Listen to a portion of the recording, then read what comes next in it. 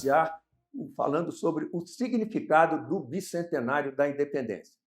Vamos, então, continuar a nossa apresentação agora falando sobre o significado do bicentenário da independência, para, no final, nós apresentarmos aquela visão prospectiva, aquele projeto de nação.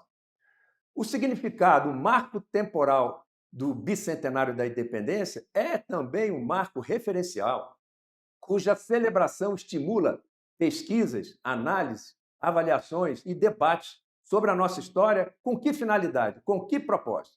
Reconhecer e fortalecer a real identidade nacional, porque ela é um fator de sobrevivência nacional. Um país sem identidade ou com identidade difusa tem comprometido o seu futuro. Identificar os valores característicos do povo brasileiro, corrigindo desvios ideológicos que buscam exatamente derrubar esses valores para, através de uma revolução cultural, implantar um regime socialista no país. Valorizar a história, nossos personagens, seus feitos, nossa cultura que está sendo esquecida, os nossos costumes e tradições. Também identificar quais são nossos pontos fortes e pontos fracos.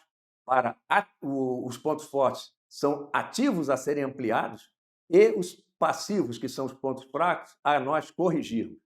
Identificarmos ameaças e oportunidades ao nosso desenvolvimento, segurança e bem-estar. Levantarmos os nossos anseios e interesses importantes e vitais da nação, os interesses históricos, soberania e independência, os interesses atuais, neutralizar a corrupção, e os interesses futuros, ter maior autonomia industrial, científico-tecnológica e militar. Fortalecer a coesão, o civismo, o patriotismo e a cidadania, o que seria fortalecer a nação. Discutir propostas para o futuro do país, inclusive com relação à gestão estratégica do Estado para garantir o desenvolvimento, a segurança e o bem-estar do país. Um Estado não gestor e centralizador, e sim indutor e facilitador.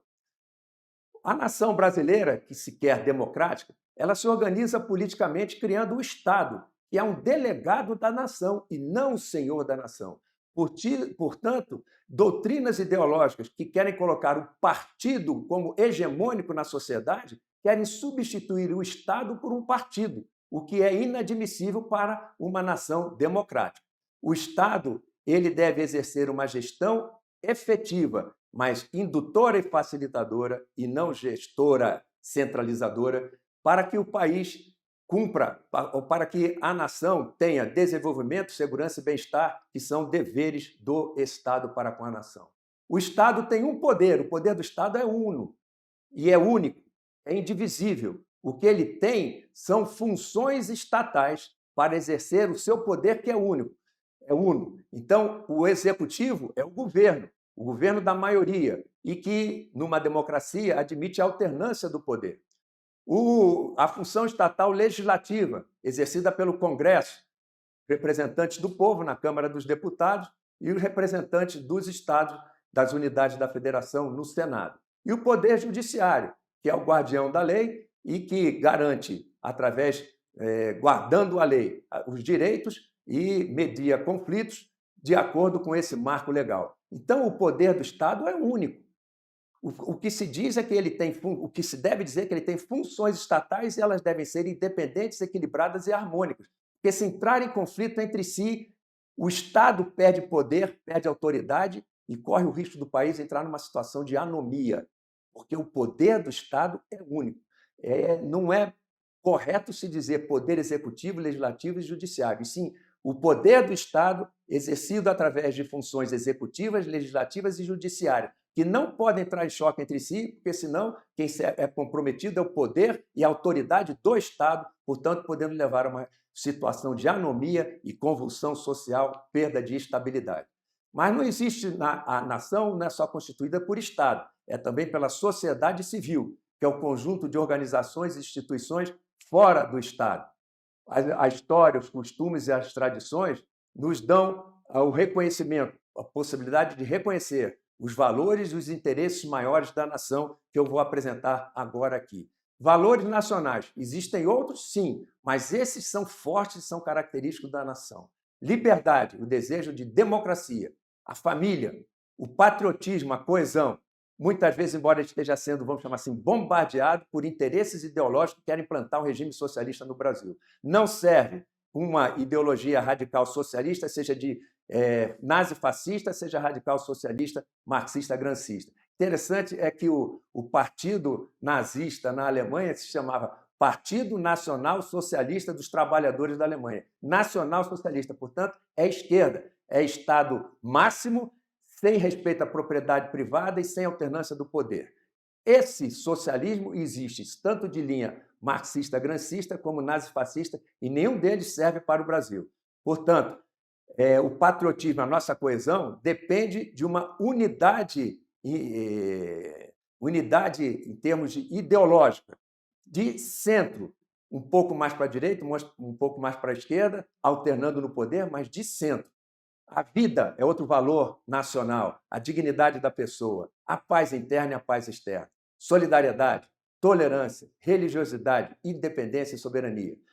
Os nossos macrointeresses estão dentro do campo do desenvolvimento, segurança e bem-estar. E há uma transversalidade. Por exemplo, lá embaixo, o meio ambiente serve também para o bem-estar. Então, ali estão divididos simplesmente para uma organização. Então, os nossos macrointeresses estão no campo dos setores, né? O setor primário, o setor secundário, o setor de serviços, na infraestrutura nacional, na educação, no desenvolvimento científico e tecnológico e da inovação, no meio ambiente, na diplomacia, na defesa, na inteligência, na comunicação. O bem-estar, na justiça, segurança pública, saúde, saneamento e direitos humanos. Então, aí estão os nossos valores, os nossos macro-interesses. Então, vamos ver quais são os nossos pontos fortes e pontos fracos. Como pontos fortes, eu destaco os valores que eu acabei de citar, que estão, alguns ameaçados, portanto, com necessidade de defesa ou mesmo recuperação. E existem outros pontos fortes. A unidade política do país. O país é um só. Né? A sua superfície, que lhe dá uma riqueza imensa em termos de recursos. As nossas fronteiras consolidadas através de tratados e em situação de paz, pacificadas. Não existe nenhuma contestação. Uma união afetiva entre os brasileiros, uma brasilidade, hoje ameaçada pela cisão ideológica. Uma identidade nacional. Existe uma marca Brasil, existe uma marca brasileiro, conhecida e reconhecida em todo o mundo. O empreendedorismo do povo brasileiro, a sua criatividade. Um povo trabalhador, pacífico e ordeiro. Um setor do agronegócio pujante que pode alavancar os outros setores que estão, como, por exemplo, o industrial e o de serviços, que estão em um nível um pouco mais enfraquecidos. Pontos fracos. Aquela liderança que eu falei, patrimonialista, fisiológica, em grande parte corrupta, que não visa o bem comum e visa, sim, os seus interesses individuais, grupais ou partidários. Um Estado ainda centralizador e provedor, que dificulta a consolidação de nossa federação e leva a uma acomodação do cidadão numa dependência e alienação, esperando que tudo venha do Estado e dificultando a sua vontade de progredir. Uma gestão estratégica sem um projeto nacional, sem uma estratégia nacional, como a que eu vou propor mais adiante. O presidencialismo fraco, e que é quase que um parlamentarismo sem ser parlamentarismo, porque não dá o poder que o chefe de Estado tem no parlamentarismo. Uma cisão ideológica, o poder da ideologia marxista-grancista, que é o que tem poder atualmente, porque a nazi-fascista não tem, mas se vier a ter no futuro, tem que ser combatida também. A segurança pública e social, com o poder das organizações criminosas e a desigualdade social. Uma justiça falha, que exerce a legalidade, usa as leis sem legitimidade, muitas vezes para defender interesses dos poderosos. Então, uma justiça com legalidade sem legitimidade, o que leva à impunidade, é a cultura do jeitinho, que compromete as leis, as normas, portanto, a disciplina social. Um sistema de educação e cultura e de saúde, sistemas, né, de educação e cultura e sistema de saúde fracos. A dependência industrial e científico-tecnológica do país. O país precisa de maior autonomia industrial, científico-tecnológica, o que precisa, portanto, não ser um país em que sua economia dependa de commodities. Uma defesa nacional fraca, porque a nossa liderança não tem visão estratégica para visualizar ameaças potenciais, portanto, não se prepara no momento atual, que é o momento certo, para se preparar para ameaças futuras, e não esperar ver a ameaça para, então, começar a se preparar. Defesa não se improvisa. Então, a defesa nacional é deficiente em face da falta de visão estratégica de nossas lideranças e da falta de conhecimento de nossa sociedade sobre ameaças potenciais. E o enfraquecimento dos valores morais, éticos e cívicos do país. Então, esses são os nossos pontos fracos.